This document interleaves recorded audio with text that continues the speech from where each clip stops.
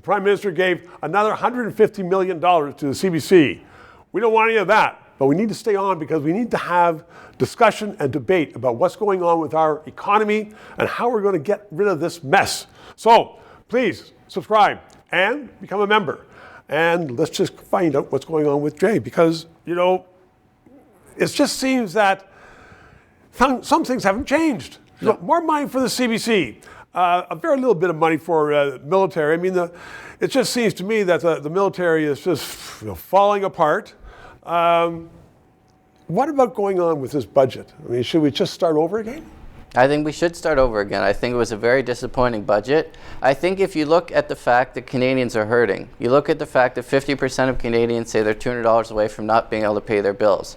And what did the government do? They somehow managed to double the projected deficit, but at the same time, there was no relief announced for Canadians. So there was nothing in terms of we're going to cut your taxes, or we're going to send relief payments, or we're going to figure out how to make people's lives better. It was all about blowing up government, blowing up the size and scope of government. As you said, giving more money to the CBC. They're cutting some government jobs in Ottawa, but certainly not enough. And it was just a nothing burger of a budget.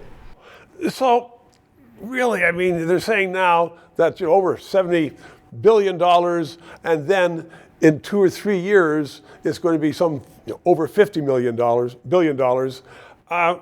We just seem to be growing huge debts.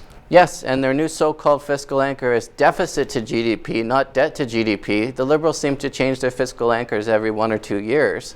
A declining deficit to GDP is nothing impressive. And the Prime Minister, of course, trying to cut the budget in half to say there's operating spending and then there's capital spending and we're going to balance the operating budget, but don't look at the capital budget. It's all a bunch of baloney. The bottom line is, how much money are we in debt? How much money are we running in terms of the deficit? And as you said, it's going to be over $50 billion. Even 5 years out from now, it's going to be over $50 billion. Imagine that. Every penny we bring in through the GST is going out the window in debt interest. So, I mean, are we just finished? Should we just join the United States?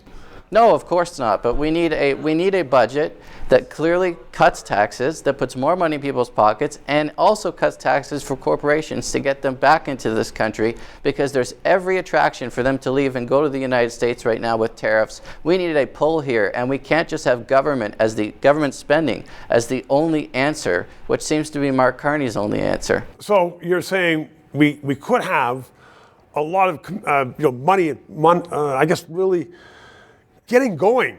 Yeah. Like, as you've talked about, the pipelines, get generals. Let's get the pipelines done. Let's get the Ring of Fire done. Let's get the big projects done. Let's cut taxes so we can attract corporations to this country again, because they're fleeing to the United States. Every week we see a new story of a company picking up and leaving. Yeah. We need to stop that. And the way to stop that is not more spending in Ottawa. True enough. Thank you very, very much. 3 minutes. Thank you for watching another analysis of the issues that impact Canada. Trudeau is gone. We have to rebuild the country. We need independent analysis. We need debate. We need thought. So please keep us on the air. Subscribe, donate, become a member, because God knows Canada needs rebuilding.